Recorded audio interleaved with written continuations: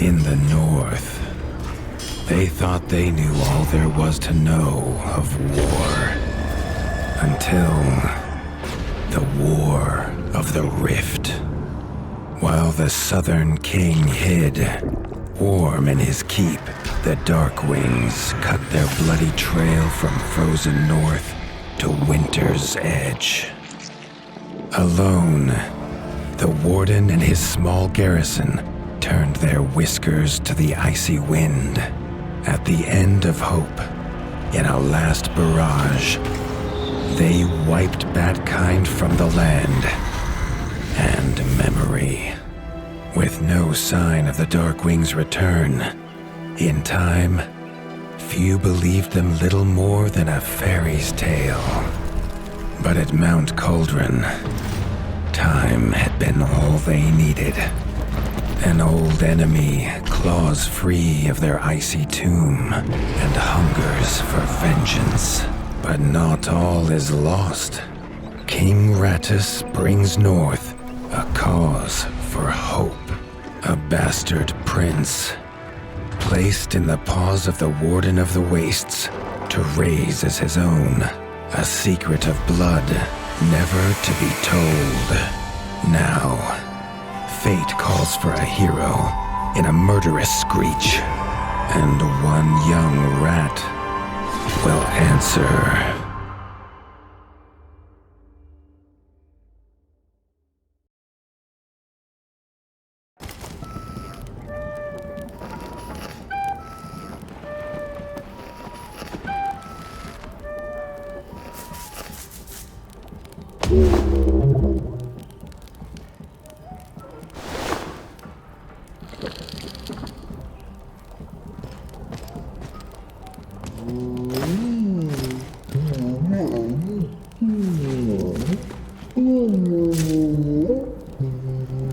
The stomp of his father's boots on the stair was how every morning began for Arlo.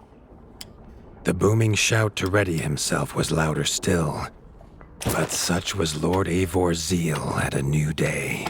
Dawn was breaking over winter's edge, and Arlo was yet to miss one.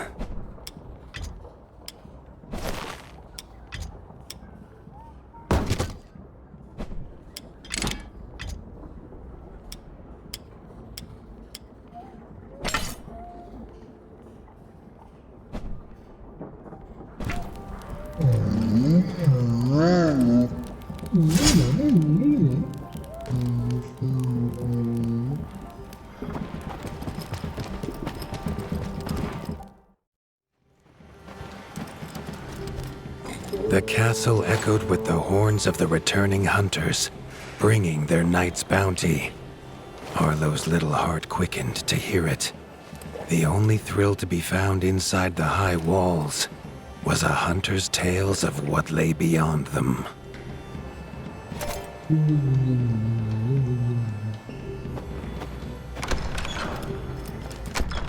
Arlo tells himself it's a good life here in Winter's Edge. The bustling of contented rat folk, the crisp mountain air, and without the endless scourge of frogs the southerners suffer. Why should he want for more?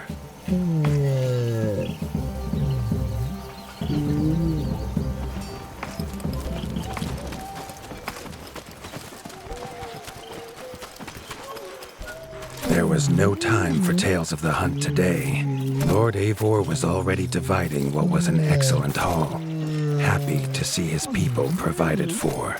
Arlo longed only to join the hunt, to see the ratdom or even the lands beyond. His father called it a fool's wish. Arlo's destiny was unshakable, much like the keep that would become his by birthright. Tiki's shop was perhaps Arlo's favorite, as the shopkeeper had wares from far and wide. But getting him to part with his curiosities was never easy. Arlo has no memory of his mother, but Hilda's food was a true taste of maternal kindness. With the right ingredients, she would make meals nourishing to body and soul.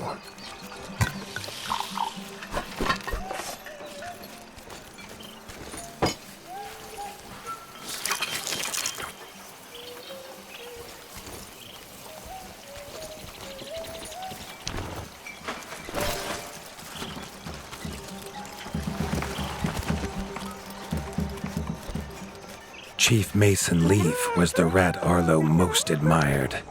As younger brother to Lord Eivor, his carefree uncle never faced the burden of being Warden of the Wastes. With walls this strong, his duties were light, leaving him plenty of time for his nephew. Krunk was a rat's rat, with no interests beyond his forge. If you have the parts, this master crafts rat can make armor and weapons that would see off a sky scorcher bite, or so he claims. Arlo wondered how well they'd do against something that wasn't a myth.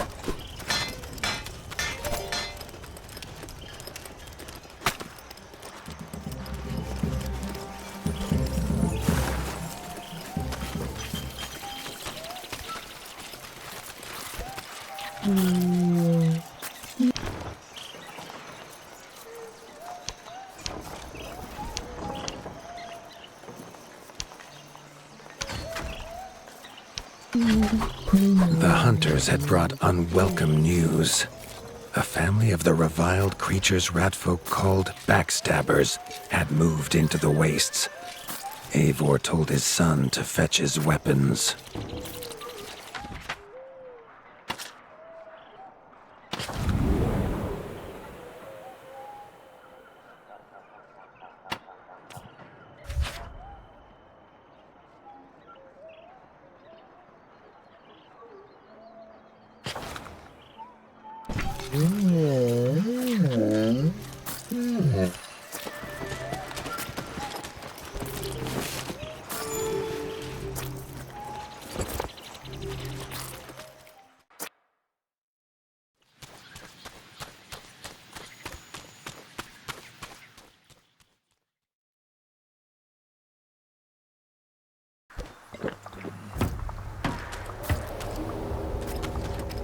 His father had no explanation for suddenly taking Arlo on a hunt.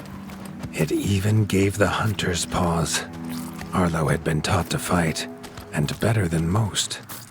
But rarely had he been tested. He was determined to prove himself.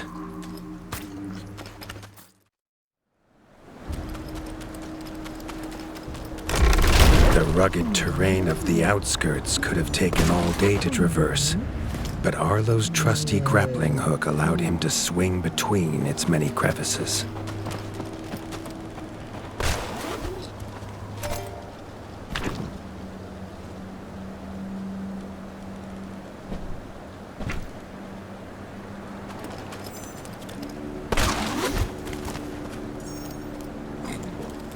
Arlo liked the feel of a sharp axe cutting through the vines. The wilds were part of his home, and nothing in them would frighten him.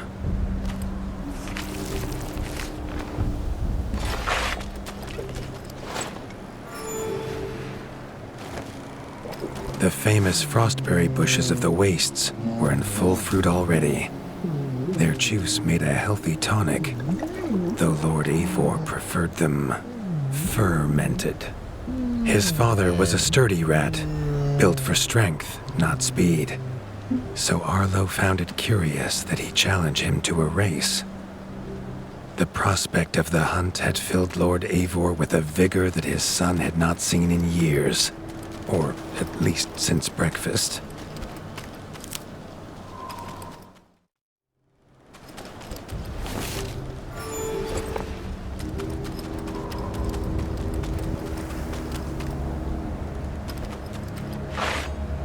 A warden fights the hardest battles, he told Arlo, and needs the sharpest blade.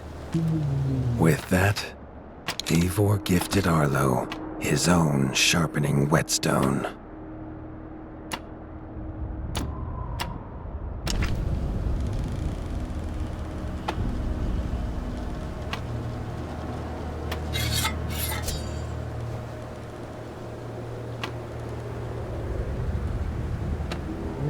Whether these beasts were named for their spines or for some past unforgivable deed, no Rad knew. Either way, Arlo was about to find himself at the pointy ends of this brood. Even young backstabber Red attacks were brutal, but a well-timed dodge would see Arlo escape unscathed. This backstabber lived up to its name with its deadly white attack, but Arlo's shield could block the deadly spikes.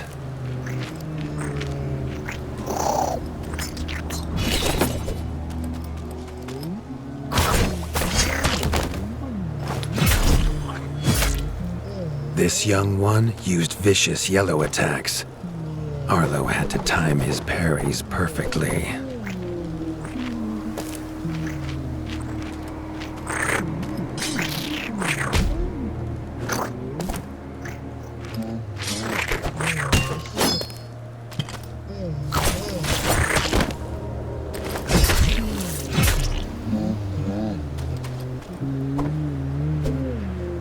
This mother had left her young to fight alone, but the same could not be said of Lord Eivor as he leapt to his son's side.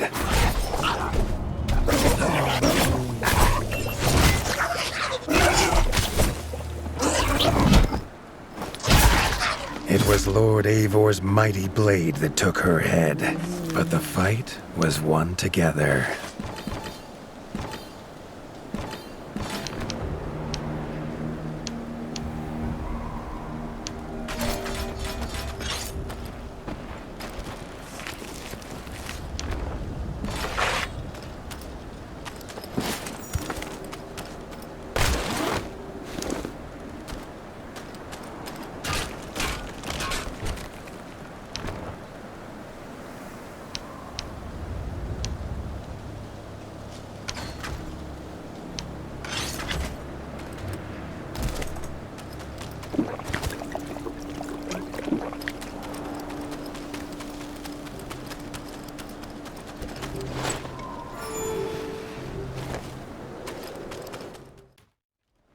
Arlo basked in his father's pride, almost as warm as at the fire inside Winter's Edge.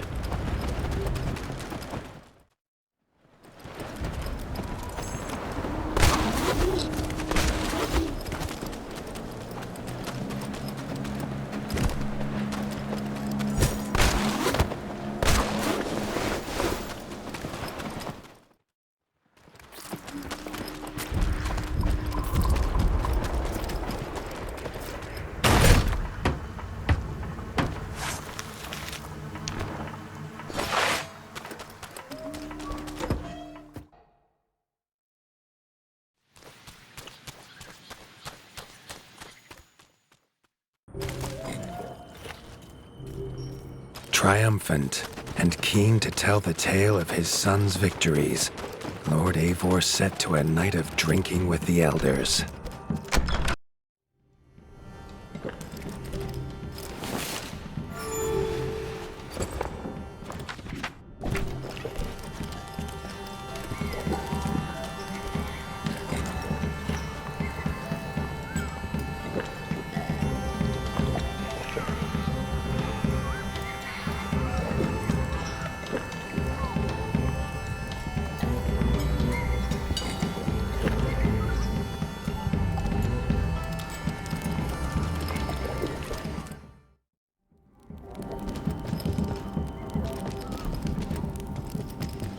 Arlo was reluctant to return to his bed, wondering how long he must wait to hunt again. The booming footsteps that woke him this time were nothing like those of his father.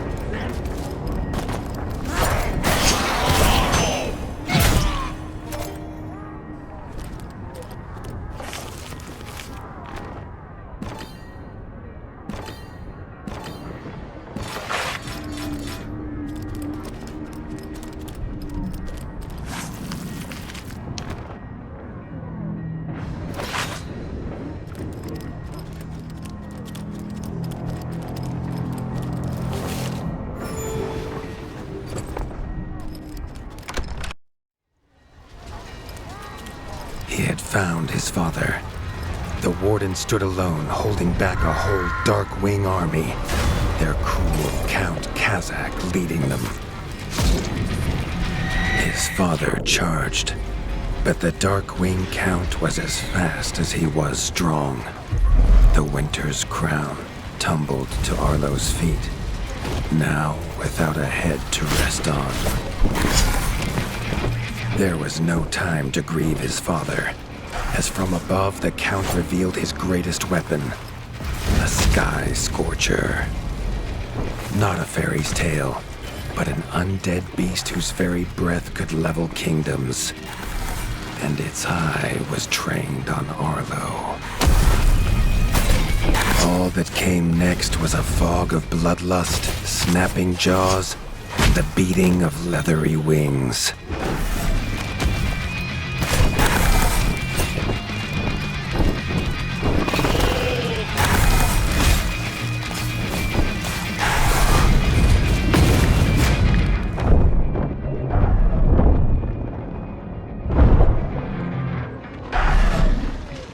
But there could be no victory. Arlo awoke, groggy and warm to his father's shouts. Only he wasn't in bed. The warmth was from the fire that had engulfed Winter's Edge, and the shouts were his uncle's. The only other survivor of the Darkwing attack, Leaf was bruised and his hind paws barely steady. He'd seen villagers flee to the outskirts. Arlo knew it was up to him to make them safe.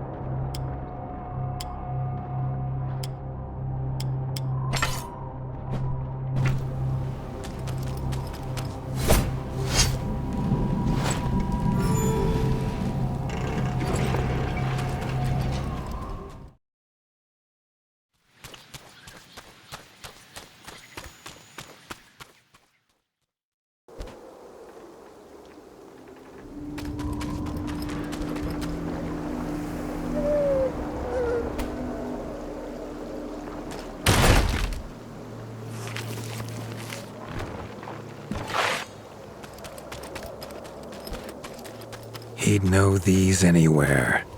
Krunk's smithy hammer and Hilda's chef's knife. Arlo wondered why they would leave them here.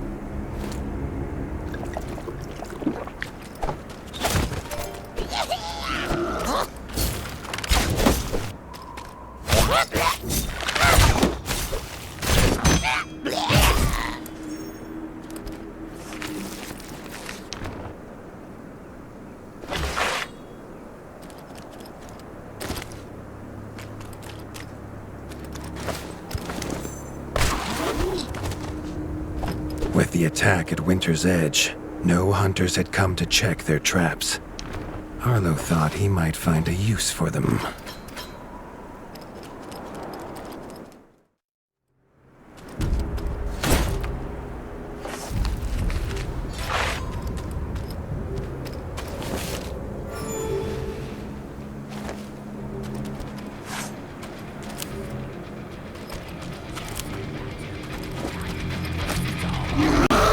Arlo had found the reason his friends had fled.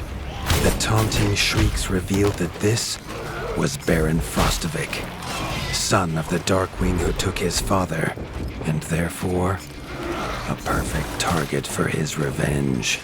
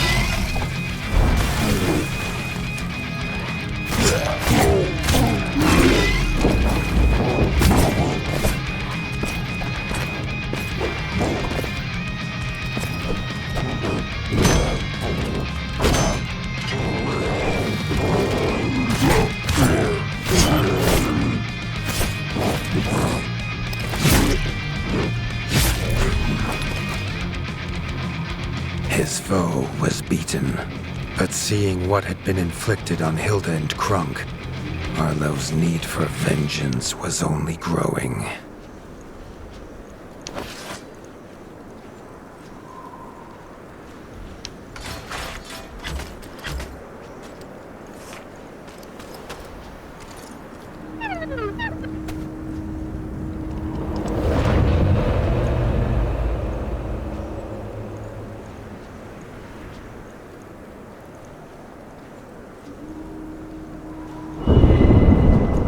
Suddenly wished to be within the walls of Winter's Edge, to hear the boot and boom of his father at dawn, a sound he realized he'd never hear again.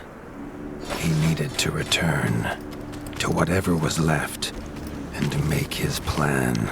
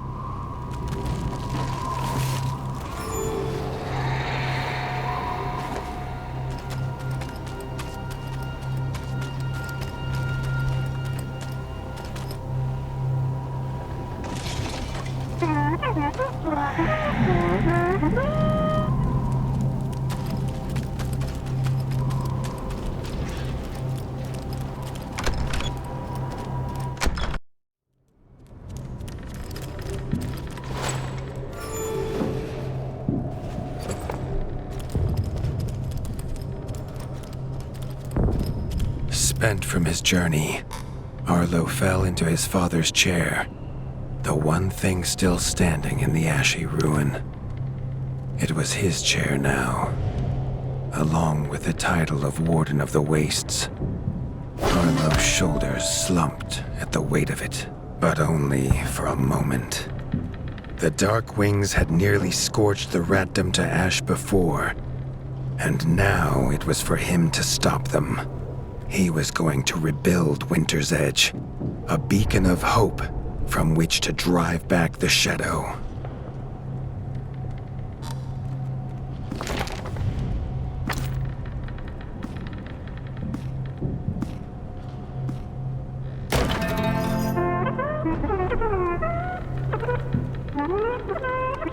This much Arlo knew.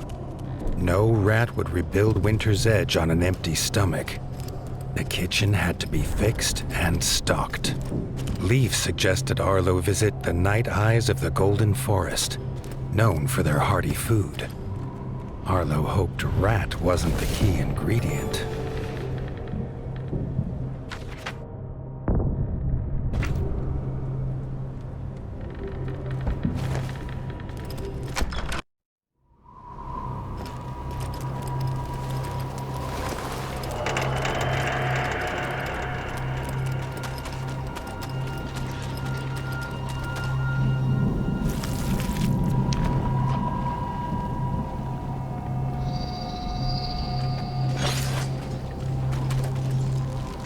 The smoke had attracted help in the unlikely form of a pirate.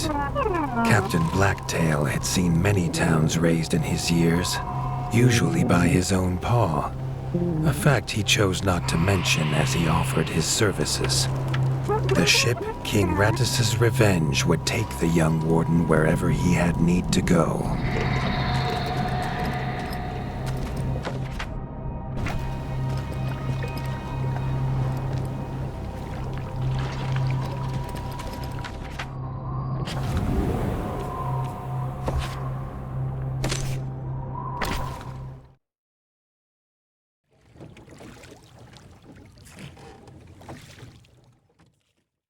The autumnal gold canopy glimmered in the sunlight, held high by the silver boughs.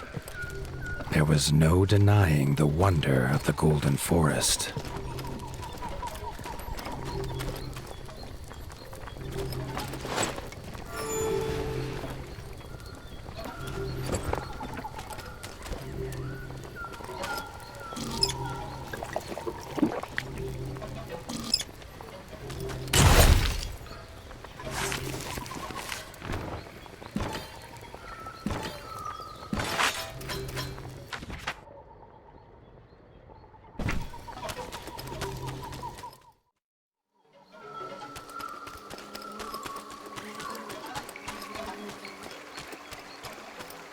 The peace Arlo found beneath the leaves was not to last. A shrill cry cut through the calm, a call for help.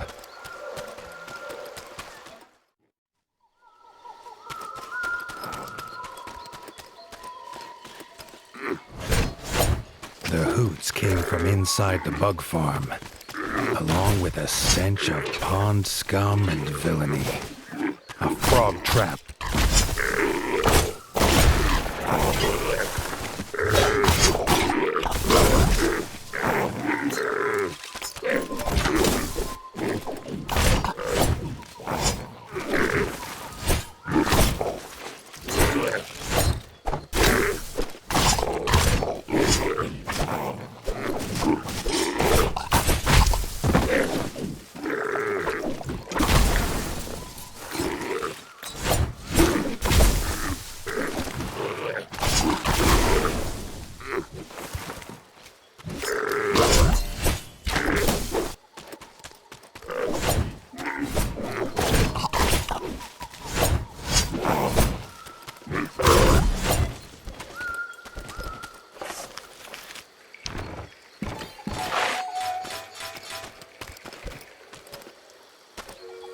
Grateful for her rescue, Erica the Ranger offered to guide Arlo to the hidden village of Nestminster.